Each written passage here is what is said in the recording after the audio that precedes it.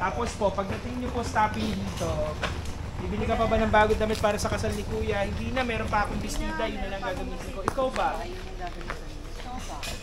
Eh, nakayaran na po ako kay Yoli, sayang na eh. Tapos, may dumaan pong tricycle. Tricycle! Tricycle! Tricycle! Tapos, ito yung nabol nyo. Pag tanong yung itlog lang to, titingin ka sana sa kanya. Nakita, parang ayun, nandun po sila sa movement. Yan, yan kung may nakapark na white na. Tapos parang tingin kayo ganito. Malaki kayo. Kita mo, di ba? So, gano'n. Tapos, tricycle, ano ba naman yun? Dumataw mo yun.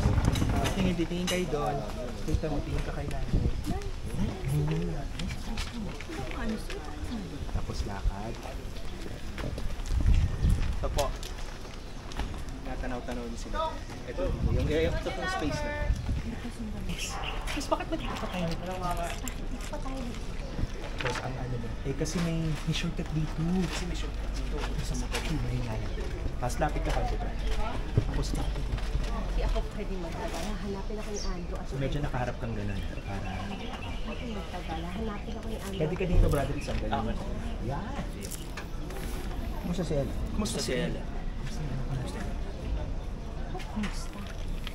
Ilang taong ka din? Ilang taong ka hindi nagpakita, hindi nagparamdam? Sa tingin mo, kilala ka ng bata? Nagsasabi na. Hawak sa kanya. Bago na ako.